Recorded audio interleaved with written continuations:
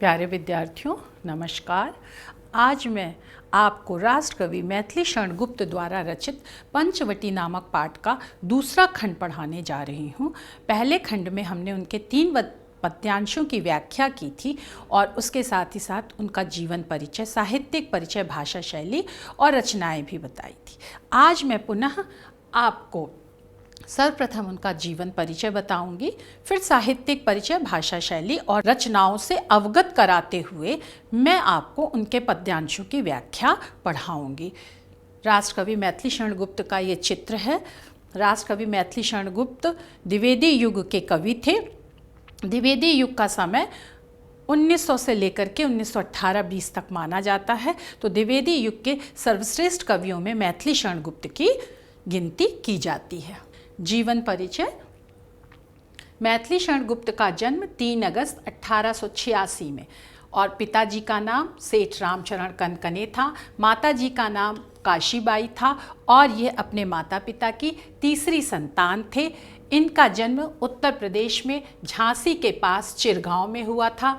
माता और पिता दोनों ही वैष्णव थे, वैष्णव परंपरा के अनुयायी थे, जिसमें भगवान विष्णु की पूजा की जाती है और विष्णु के अवतार श्री राम और श्री कृष्ण से संबंधित जो उच्च आदर्श हैं, सत्य है, अहिंसा है, प्रेम है, दया, परोपकार आदि सिद्धांतों को मानने में ये लोग विश्वास रखते हैं।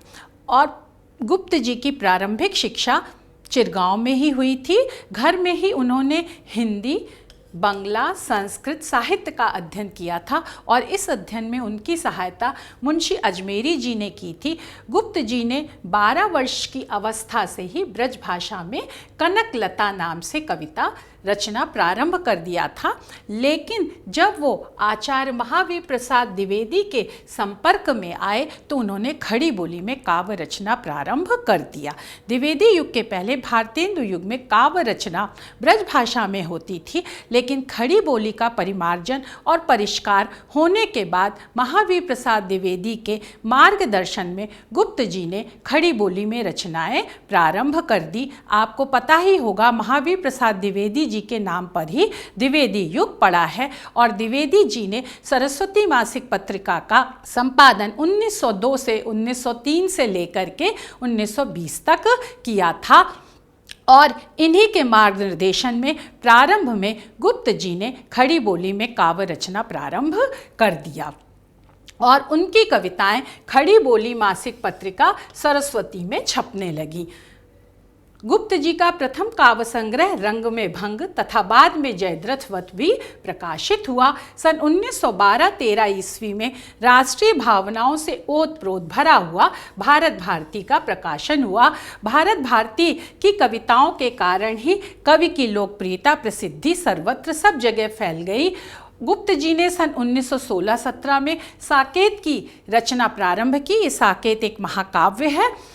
स्वतः प्रेस की भी स्थापना कर अपनी पुस्तकें भी छापनी शुरू कर दी थी। साकेत तथा ये पंचवटी, जिससे ये आपका पाठ लिया गया है, जो खंड काव्य है, साकेत महाकाव्य है और आदि अन्य ग्रंथ 1931 ईस्वी में पूर्ण किए गए। यशोधरा सन 1932 ईस्वी में लिखी गई। इस तरह से उनकी काव्य यात्रा धीरे धीरे आगे बढ़ती रही और 1932-30 के आसपास ही राष्ट्रपिता गांधी जी के निकट संपर्क में मैथिली शरण गुप्त जी आए और गांधी जी ने ही उनकी राष्ट्रभक्ति की भावना से प्रभावित होकर के उन्हें राष्ट्र कवि की संज्ञा प्रदान की थी। और इसी समय जब सविनय अवज्ञा आंदोलन चल रहा था तो गुप्त जी ने व्यक्तिगत सत्याग्रह में भाग लिया था। व्यक्तिगत सत्याग्रह में भाग लेने के कारण ब्रिटिश सरकार ने उन्हें गिरफ्तार कर लिया था। 7 महीनों तक उन्हें जेल में भी रखा, लेकिन उनके ऊपर कोई दोष सिद्ध न होने के कारण 7 महीने बाद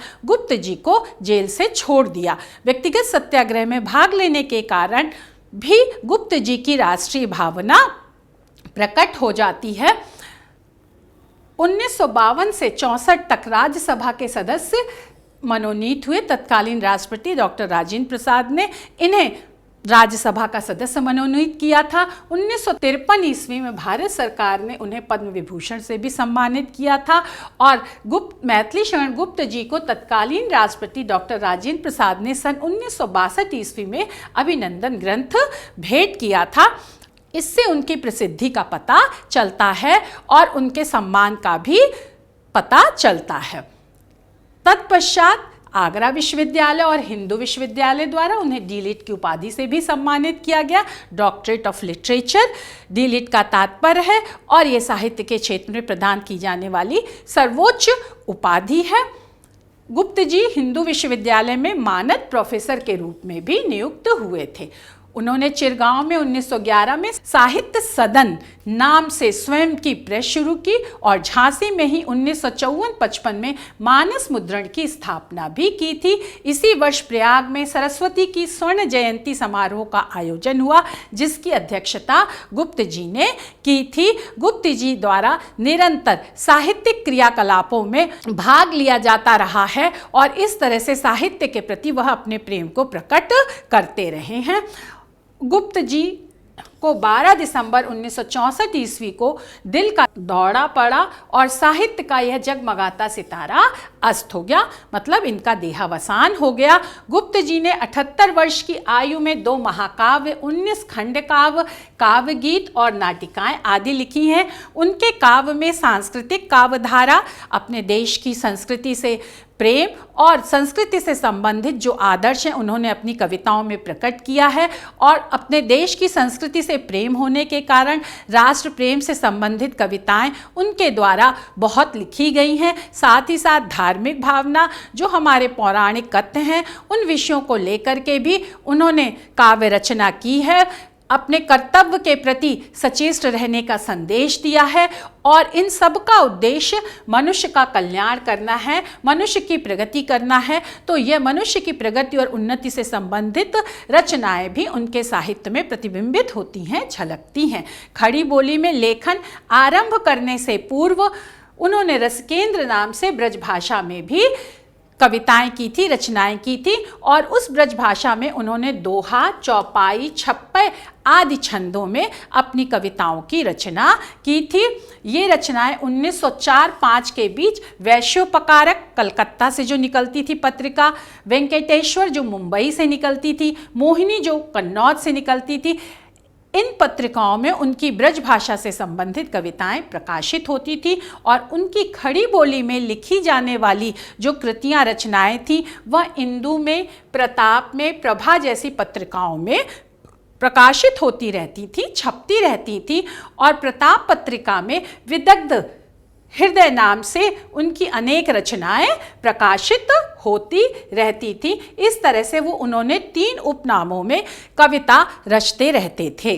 अब हम उनके भाषा शैली पर आते हैं और उनकी रचनाओं पर आते हैं। सबसे पहले हम उनकी भाषा शैली पढ़ाते हैं। हिंदी साहित्य में खड़ी बोली को साहित्यिक रूप देने में गुप्त जी का महत्वपूर्ण योगदान है।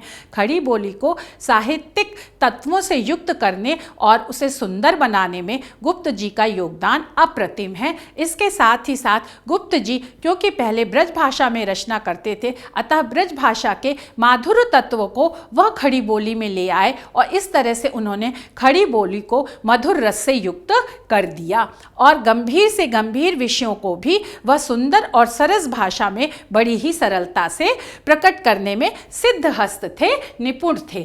इन्होंने अपनी भाषा में लोकोक्तियों और मुहावरों का भी प्रयोग किया है और इस तरह से अपनी भाषा को सजीव और जीवंत बनाया है। गुप्त जी मूलतः प्रबंधकार थे, जैसे उन्होंने साकेत महाकाव्य लिखा, पंचवटी खंड काव्य लिखा आदि, लेकिन इसके साथ ही साथ उन्होंने मुक्तक कविताओं की भी रचना की है, गीति काव्य लिखा है, गीति नाट्य लिखे हैं और इस तरह से अनेक सफल रचनाएं उन्होंने की है। इन्होंने पत्र शैली में रचित एक नूतन काव्य शैली में भी अपनी कविताएं लिखी हैं जो पत्रावली नाम से प्रकाशित हुई हैं, जिसमें इनकी 7 कविताएं पत्रावली शैली में लिखी गई हैं। इस तरह से इनकी शैली में प्रवाहमयता है, निरंतरता है, मिठास है, गेयता है, ये गाई जा सकती हैं और गाए जाने के कारण इनमें संगीत की मधुरता और मिठास भी पाई जाती है। इस तरह से यह इनकी भाषा शैली की विशेषताएं और गुण हैं। इसके बाद अब हम इनकी रचनाओं पर आते हैं। गुप्त जी ने महाकाव्य लिखे, साकेत, यशोधरा, खंड काव्य लिखे पंचवटी, जयद्रथ वध आदि। गीति काव्य लिखे कवि की वैयक्तिक अनुभूतियों का प्रकाशन है, प्रकटीकरण है। कवि जब स्वानुभूति को प्रकट करता है और जिसके कारण काव्य में अपनी निजी, अपनी विशेषता और मनोवेग भाव बड़ी तेजी से आते हैं, हृदय तत्व की प्रधानता रहती है, तो वहाँ पर गीति काव्य की रचना हो जाती है। झंकार और कुणाल गीत आदि इनके गीति काव्य हैं। अब गीति नाट्य, गीतात्मक भाषा वाले संगीतपूर्ण नाटकों को गीति नाट्य कहा जाता है।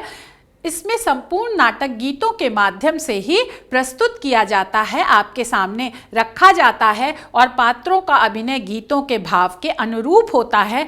अनग इनका गीति नाट्य है। फिर चंपू काव्य है, ये श्रव्य काव्य का एक प्रकार है। जैसा कि आपको पता है काव्य दो प्रकार के होते हैं, श्रव्य और दृश्य। जिन्हें हम सुन सकते हैं वो श्रव्य काव्य हैं, जिन्हें हम देख सकते हैं वह दृश्य काव्य के अंतर्गत आते हैं। इसके साथ ही साथ शैली की दृष्टि से भी काव्य दो प्रकार के हैं, प्रबंध काव्य और मुक्तक काव्य। प्रबंध काव्य के अंदर महाकाव्य, खंड काव्य आते हैं। मुक्तक काव्य के अंतर्गत गीति काव्य हैं और लंबी कविताएं और भी जो भावों से संबंधित, स्वतंत्र भावों से संबंधित जो कविताएं होती हैं वह मुक्तक काव्य के अंतर्गत आती हैं। इनमें पूर्वापर संबंध नहीं होता है। इस तरह से अब आप उनकी काव्य शैलियों से परिचित हो गए होंगे। गद्य तथा पद्य मिश्रित काव्य को चंपू काव्य कहते हैं और यशोधरा इनका एक चंपू काव्य ही है। इसके पश्चात अब हम उनकी काव्यगत विशेषताओं पर आते हैं कि उनके काव्य में क्या विशेषताएं और गुण पाए जाते थे। गुप्त जी स्वभाव से ही लोक संग्रही कवि थे। जन जन की भावनाओं को उन्होंने अपने काव्य में प्रकट किया है और अपने युग की समस्याओं के प्रति विशेष रूप से संवेदनशील रहे हैं। उस युग की जो समस्याएं थी, पराधीनता की समस्या, समाज सुधार की समस्या, देश प्रेम की समस्या, व्यक्ति के कल्याण की समस्या आदि समस्याओं के प्रति ये संवेदनशील थे। अतः इन सब समस्याओं से संबंधित रचना उन्होंने की है। उनका काव्य एक और वैष्णव भावना से परिपोषित था। जैसा कि हमने बताया, उनका परिवार वैष्णव परंपरा को मानने वाला था, तो वैष्णव सिद्धांत के अंतर्गत जो भी आदर्श हैं, सत्य है, अहिंसा है, दया है, परोपकार है, अपनी संस्कृति से प्रेम है, इन भावों को भी उन्होंने अपने काव्य में प्रकट किया है, स्थान दिया है। साथ ही साथ जागरण व सुधार युग की राष्ट्रीय नैतिक चेतना से भी उनका काव्य प्रेरित था। आपको पता होगा द्विवेदी युग को जागरण व सुधार युग भी कहा जाता है, क्योंकि इसमें मनुष्य मात्र के कल्याण के प्रति जागृति उत्पन्न हुई, अपनी संस्कृति के प्रति प्रेम, स्वदेश प्रेम आदि भावनाओं की जागृति हुई। साथ ही साथ हिंदी भाषा का सुधार, परिष्कार व परिमार्जन भी हुआ। इसलिए द्विवेदी युग को जागरण व सुधार युग कहा जाता है और इस जागृति व सुधार से संबंधित कविताओं की रचना भी मैथिली शरण गुप्त जी ने अपने काव्य में की है। साथ ही साथ लाला लाजपत राय, बाल गंगाधर तिलक, विपिन चंद्र पाल आदि उस समय के जो प्रमुख स्वतंत्रता संग्राम सेनानी थे, उससे मैथिली शरण गुप्त जी प्रभावित हुए थे। गणेश शंकर विद्यार्थी उस समय के निष्पक्ष पत्रकार थे, उनका प्रभाव भी गुप्त जी के ऊपर पड़ा था। मदन मोहन मालवीय, जिन्होंने बनारस हिंदू विश्वविद्यालय की स्थापना की, जो उच्च कोटि के शिक्षाविद, देश से प्रेम करने वाले थे, उनका प्रभाव भी मैथिली शरण गुप्त जी के ऊपर पड़ा और इन सब प्रभावों को भी उन्होंने अपनी कविता में प्रकट किया है, लिखा है। तत्पश्चात गुप्त जी महात्मा गांधी, राजेंद्र प्रसाद और विनोबा भावे के संपर्क में आए। महात्मा गांधी राष्ट्रपिता थे, डॉक्टर राजेंद्र प्रसाद उस समय राष्ट्रपति थे और विनोबा भावे व्यक्तिगत सत्याग्रह का मूर्त रूप थे। गुप्त जी की काव्य की विशेषताएं इस प्रकार प्रकट की जा सकती हैं, लिखी जा सकती हैं। राष्ट्रीयता और गांधीवाद की प्रधानता है, भारतीय संस्कृति और गौरव में अतीत की महत्ता है, भारतीय संस्कृति से प्रेम है, तभी वह भारतीय संस्कृति से संबंधित जो पौराणिक आख्यान है, जैसे पंचवटी है, इसकी इन्होंने रचना की, भारत भारती की रचना की, यशोधरा की रचना की, साकेत की रचना की, जो भारतीय संस्कृति के प्रति उनके प्रेम को प्रदर्शित करता है। साथ ही साथ वह आदर्श पारिवारिक जीवन को भी समुचित महत्व देते थे। नारी को विशेष महत्व दिया था और पति वियुक्ता नारी का उन्होंने वर्णन किया था। जैसे साकेत में लक्ष्मण जी की पत्नी उर्मिला का वर्णन किया है, यशोधरा में गौतम जी की पत्नी यशोधरा का वर्णन किया है और प्रबंध और मुक्तक दोनों में ही उन्होंने लेखन किया है। जैसा कि हमने आपको बताया, प्रबंध काव्य के महाकाव्य का उदाहरण साकेत है और खंड काव्य का उदाहरण पंचवटी है और मुक्तक काव्य में उनकी अन्य कविताएं आती हैं। शब्द शक्तियों का भी प्रयोग किया है, अभिधा, लक्षणा, व्यंजना, इन शब्द शक्तियों का प्रयोग करके उन्होंने अपने काव्य को समर्थ और सशक्त बनाया है। तत्पश्चात अब हम पद्यांशों की व्याख्या पर आते हैं। पद्यांशों की व्याख्या करने से पहले, जैसा कि आपको पता है, हम संदर्भ लिखते हैं जिसमें हम रचना और रचनाकार का नाम लिखते हैं। फिर प्रसंग आता है। प्रसंग में रचनाकार प्रस्तुत पंक्तियों में किन भावों को प्रकट करना चाहता है उसको एक दो पंक्तियों में भूमिका के रूप में हम बताते हैं। तत्पश्चात हम व्याख्या पर आते हैं। विषय वस्तु का भाव विस्तार व उसमें अर्थ का व्यापक संदर्भों में हम वर्णन करते हैं। काव्य सौंदर्य सबसे बाद में लिखते हैं, जिसमें हम भाषा, रस, छंद, अलंकार व भाव साम्य का उल्लेख करते हैं। अब संदर्भ में प्रस्तुत पद्यांश हमारी पाठ्यपुस्तक हिंदी के पद्य खंड में संकलित मैथिली शरण गुप्त रचित पंचवटी नामक पाठ से लिया गया है। और प्रसंग प्रस्तुत पद्यांश में कवि ने उस अनुपम धन की महत्ता व महानता का वर्णन किया है जिसकी रक्षा वीर लक्ष्मण बहुत एकाग्रता के साथ कर रहे हैं। अब हम पद्यांश पे आते हैं। सबसे पहले हम पद्यांश पढ़ेंगे, तत्पश्चात उसकी व्याख्या करेंगे। मर्त लोक मालिन्य मेटने स्वामी संग जो आई है, तीन लोक की लक्ष्मी ने यह कुटी आज अपनाई है। वीर वंश की लाज यही है, फिर क्यों वीर ना हो प्रहरी। विजन देश है निशा शेष है, निशाचरी माया ठहरी। अब प्रस्तुत पद्यांश में कवि ये कहना चाहते हैं कि मर्त्यलोक, पृथ्वीलोक को मर्त्यलोक भी कहा जाता है, उसके मालिन्य को, उसके दोषों को मिटाने के लिए स्वामी के संग अपने पति के साथ जो वन में पधारी है और तीन लोक की जो लक्ष्मी है, यहाँ पर माँ सीता की ओर संकेत किया गया है। जैसा कि आपको पता ही होगा कि भगवान श्री राम को 14 वर्ष का वनवास प्राप्त हुआ था और उस वनवास में उनके साथ उनकी पत्नी सीता जी और उनके छोटे भाई लक्ष्मण जी वनवास में आए थे। तो उन्हीं लक्ष्मी जी की ओर संकेत करते हुए कवि कह रहा है कि भगवान श्री राम को विष्णु जी का अवतार माना जाता है और माँ सीता को लक्ष्मी जी का अवतार माना जाता है और इन दोनों को ही तीनों लोकों का स्वामी माना जाता है। हमारे यहाँ तीन लोक हैं, आकाश लोक, पृथ्वी लोक और पाताल लोक। तो इन तीनों लोकों की जो लक्ष्मी है, जो श्री है, संपदा है, वह सीता माँ हैं और उन्होंने ही इस कुटिया को आज अपनाया है, अपना निवास स्थान बनाया है। वीर वंश की लाज यही है, फिर क्यों वीर ना हो प्रहरी। यही है माँ सीता ही इस वीर वंश की लज्जा स्वरूप हैं। रघुवंश को वीरता, साहस और पराक्रम का प्रतीक माना जाता है और उसी रघुवंश में भगवान राम ने अवतार लिया है, लक्ष्मण जी ने अवतार लिया है और उसी वीर वंश की पुत्र वधू माँ सीता हैं। तो वह उस वीर वंश की लज्जा हैं, इसलिए वीर वंश की लज्जा होने के कारण लक्ष्मण जी जैसे साहसी रक्षक ही उनकी रक्षा करने में समर्थ और योग्य हैं। विजन देश है, आगे कवि कह रहा है, क्योंकि जहाँ वन में वो निवास कर रहे हैं वह निर्जन है, निशा शेष है और अभी रात्रि बाकी रह गई है। निशाचरी माया ठहरी।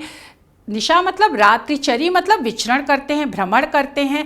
रात्रि में भ्रमण करने वाले प्राणियों का जो भ्रम है, जो माया जाल है, जो जादू है, वो वहाँ पर व्याप्त है। तो ऐसे माया जाल से, जादू से रक्षा करना लक्ष्मण जी का कर्तव्य है। इसलिए वह कुटिया में निवास करने वाली माँ सीता की रक्षा में सजग हैं और एक सजग प्रहरी की तरह अपना कर्तव्य निभा रहे हैं। कवि यहाँ पर नारी के विशेष सम्मान को प्रकट कर रहा है और नारी के प्रति विशेष आदर की भावना को प्रस्तुत पद्यांश में व्यक्त किया गया है। अब हम काव्य सौंदर्य पर आते हैं। भाषा शुद्ध साहित्यिक खड़ी बोली है, शैली चित्रात्मक है। जिन भावों का यहाँ पर वर्णन किया गया है वह भाव चित्र की तरह आपकी आंखों के सामने घूमते हैं। प्रबंध भी है क्योंकि खंड काव्य से ये पंक्तियाँ ली गई हैं। गुण प्रसाद है, सरलता से ये बात समझ में आ जाती है। रस शांत है और छंद ताटक छंद है, यह मात्रिक छंद है और इसके प्रत्येक चरण में 3 मात्राएं पाई जाती हैं। मर्तलोक मालिन्य मेटने में मावर्ण की आवृत्ति होने से यहाँ पर अनुप्रास अलंकार है। साथ ही साथ मर्तलोक रूपी मालिन्य मेटने से यहाँ पर उपमेय में उपमान का निषेध रहित आरोप होने के कारण रूपक अलंकार है। अब भाव साम बेटा, सीता के चेतना जागरण, राम हिमालय से चिर पावन, मेरे मन के मानव लक्ष्मण, ईश्वरत्व भी जिन्हें समर्पण। सुमित्रा नंदन पंत द्वारा यह सुमित्रा नामक कविता से पंक्तियां ली गई हैं। सुमित्रा नंदन पंत जी लक्ष्मण जी के चरित्र से बहुत अधिक प्रभावित थे, इसीलिए उन्होंने उनका अपना नाम सुमित्रा नंदन रखा था और उन्हीं लक्ष्मण की विशेषताओं को प्रकट करते हुए यह पंक्तियां लिखी गई हैं और यहाँ पर भी लक्ष्मण जी के चरित्र की विशेषताओं को उजागर किया गया है। इसलिए इस भाव से मिलती जुलती यह पंक्तियां हैं और यह भाव साम के रूप में यहाँ पर लिखी गई हैं। अब हम इनके अगले पद्यांश पर आते हैं। संदर्भ वही होगा। प्रस्तुत पंक्तियां हमारी पाठ्य पुस्तक हिंदी के पद्य खंड में संकलित पंचवटी नामक पाठ से ली गई हैं और जिसके रचयिता श्री मैथिली शरण गुप्त जी हैं। अब प्रसंग, प्रस्तुत पद्यांश में कवि ने प्रकृतिगत सौंदर्य, शांतिपूर्ण वातावरण और सब ओर फैली चांदनी का मनोहारी चित्रण किया है। अब हम पद्यांश पढ़ते हैं। क्या ही स्वच्छ चांदनी है यह, क्या ही निस्तब्ध निशा है, स्वच्छंद सुमंद गंध वह, निरानंद है कौन दिशा, बंद नहीं अब भी चलते हैं नियति नटी के कार्यकलाप, पर कितने एकांत भाव से, कितने शांत और चुपचाप। अब साफ सुथरी चांदनी रात का यहाँ पर वर्णन किया गया है कि प्रकृति में चारों ओर स्वच्छ, साफ सुथरी, निर्मल चांदनी चंद्रमा का प्रकाश फैला हुआ है और रात्रि में क्योंकि बिल्कुल शांति रहती है, सभी प्राणी शयन करते हैं, इसलिए कवि यहाँ पर यह कह रहा है कि यह जो रात्रि है वो बिल्कुल निस्तब्ध है, क्रियाहीन है, निश्चेष्ट है। साथ ही साथ प्रकृति में सब तरफ स्वच्छंद, स्वतंत्रता पूर्वक, सुमंद, धीरे धीरे सुंदर गंध वह, सुगंध से युक्त वायु जो है वो प्रवाहित हो रही है। कवि प्रश्न कर रहा है ऐसे में कौन सी दिशा है जो निरानंद है, जो आनंद से रहित है। मतलब प्रकृति के इस सुंदर वातावरण में कोई भी दिशा ऐसी नहीं है जो आनंद से युक्त ना हो। कवि आगे कह रहा है बंद नहीं, लेकिन अभी भी रुके नहीं हैं, अब भी चलते हैं, निरंतर गतिशील हैं, कार्य करने वाले अपने कार्यों में लगे हुए हैं। नियति नटी के कार्यकलाप, नियति रूपी नटी के जो कार्य हैं वो अब भी चल रहे हैं। नियति रूपी नटी अभी भी गतिशील है। जैसे नट अपने हाव भावों को आंगिक चेष्टाओं के द्वारा व्यक्त करता है, वैसे ही यहाँ पर नटी के रूप में ब्रह्मा जी की ओर संकेत किया गया है कि ब्रह्मा जी दिन रात सृष्टि रचना में संलग्न रहते हैं और हमारी पौराणिक मान्यताओं के अनुसार वह मनुष्य का भाग्य लिखते हैं। तो नियति मतलब भाग्य, वह मनुष्य का भाग लिख रहे हैं। इस तरह से वह कभी भी विश्राम नहीं ले रहे हैं और निरंतर अपने कार्य में लगे हुए हैं और इस तरह से मनुष्य को भी निरंतर कार्य करने की प्रेरणा दे रहे हैं। भले ही प्रकृति में रात हो गई है, चारों तरफ शांति है और निश्चेष्टा का वातावरण दिखाई दे रहा है, लेकिन फिर भी ब्रह्मा जी जो इस सृष्टि के रचयिता हैं वह अपने कार्य में निरंतर लगे हुए हैं। और वह किस तरह से अपना कार्य कर रहे हैं, कवि यहाँ पर बता रहा है कि वह एकांत भाव से अकेले में शांत मौन होकर के और चुपचाप अपने कार्यों को कर रहे हैं। वैसे भी जब किसी उच्च लक्ष्य की प्राप्ति के लिए हम तन मन से लगे रहते हैं, रत रहते हैं, तो हम एकांत भाव से और चुपचाप ही अपने कार्य करते हैं। तो कवि यहाँ इस बात की ओर भी संकेत कर रहा है कि उच्च लक्ष्यों की प्राप्ति के लिए हमें चुपचाप अकेले में अपने कार्य करते रहना चाहिए, जिससे हम अपने उच्च लक्ष्य को और आदर्श को प्राप्त कर सके। आशा है बच्चों इस पद्यांश की व्याख्या आपको समझ में आ गई होगी। अब हम काव्यगत सौंदर्य पर आते हैं। भाषा शुद्ध साहित्यिक खड़ी बोली है, शैली भावात्मक व चित्रात्मक है, गुण प्रसाद है, रस शांत है और छंद वही 30 मात्राओं वाला ताटंक छंद है। प्रत्येक चरण में इसमें 30 मात्राएं पाई जाती हैं। अलंकार निस्तब्ध निशा में, स्वच्छंद सुमंद में, कार्यकलाप में ना, सा और का वर्णों की आवृत्ति होने के कारण यहाँ पर अनुप्रास अलंकार है। नियति रूपी नटी में यहाँ पर रूपक अलंकार है, क्योंकि नियति रूपी नर्तकी में उपमेय में उपमान का निषेध रहित आरोप किया गया है। भाव साम्य, प्रकृति के शांत भाव का वर्णन भवानी प्रसाद मिश्र ने भी किया है। झाड़ के ऊंचे और नीचे चुप खड़े हैं, आंख मीचे घास चुप है, कास चुप है, मुखशाल पलाशे चुप है। इसके साथ ही साथ कवित्री अंजना ने भी प्रकृति की निरंतर गतिशीलता पर अपनी कविता लिखी है और लिखा है कि सृष्टि के तिलिस्म अनियमित नहीं, मायावी भी नहीं, घर के नियमों जैसे ही सृष्टि के तिलिस्म है। नक्षत्र सितारे भोर और शाम समय पर उठना और लगा देना उन्हें काम पर ईश्वर ने स्वयं ही गढ़े होंगे। ईश्वर के द्वारा ही यह सृष्टि संचालित है और ईश्वर ने प्रकृति का एक नियमबद्ध क्रमबद्ध कार्यक्रम बना रखा है। उन्हीं भावों की अभिव्यक्ति प्रस्तुत पद्यांश में है और उन्हीं भावों की अभिव्यक्ति प्रस्तुत पंक्तियों में की गई है। अब हम इनके अगले पद्यांश पर आते हैं। संदर्भ वही होगा। प्रस्तुत पंक्तियां हमारी पाठ्यपुस्तक हिंदी के पद्यखंड में संकलित पंचवटी नामक पाठ से ली गई हैं और जिसके रचयिता श्री मैथिली शरण गुप्त हैं। और प्रसंग प्रस्तुत पद्यांश में कवि ने पंचवटी के प्राकृतिक सौंदर्य व प्रकृति के क्रियाकलापों का चित्रण किया है। अब हम पद्यांश पढ़ते हैं। है बिखेर देती वसुंधरा मोती सबके सोने पर, रवि बटोर लेता है उनको सदा सवेरा होने पर। और विरामदायिनी अपनी संध्या को दे जाता है, शून्य श्याम तनु जिससे उसका नया रूप झलकाता है। अब प्रस्तुत पंक्तियों में कवि ने ओस की सुंदरता का वर्णन किया है, साथ ही साथ सूर्य जिस तरह से कार्य करता है उसका भी वर्णन प्रस्तुत पंक्तियों में किया गया है।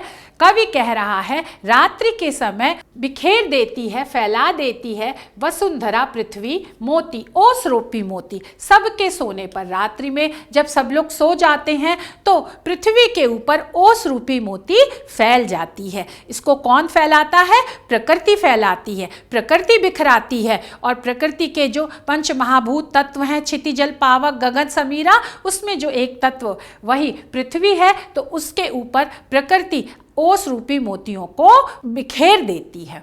रवि बटोर लेता है उनको सदा सवेरा होने पर। और जब प्रातः काल होती है, सूर्योदय होता है, तो उन ओस रूपी मोतियों को सूर्य अपनी किरणों के माध्यम से बटोर लेता है, एकत्रित कर लेता है, संग्रहित कर लेता है और इस तरह से वह ओस रूपी मोती पृथ्वी के ऊपर से तिरोहित हो जाती हैं, दिखाई नहीं देती हैं। उसके पश्चात फिर संध्या होती है। पहले सूर्योदय हुआ, फिर दिन हुआ, तत्पश्चात संध्या का समय आया। तो उस समय का वर्णन करते हुए कवि कह रहा है विरामदायिनी, सबको आराम देने वाली संध्या सायकाल आ जाती है, क्योंकि सायकाल के में सभी लोग अपना कार्य करके अपने घर वापस लौटते हैं और फिर विश्राम करते हैं, आराम करते हैं। चाहे पशु पक्षी हों, चाहे मनुष्य हों, सभी लोग प्रातः काल उठ करके अपने कार्य में लग जाते हैं और फिर शाम को अपने घर में आकर के विश्राम करते हैं।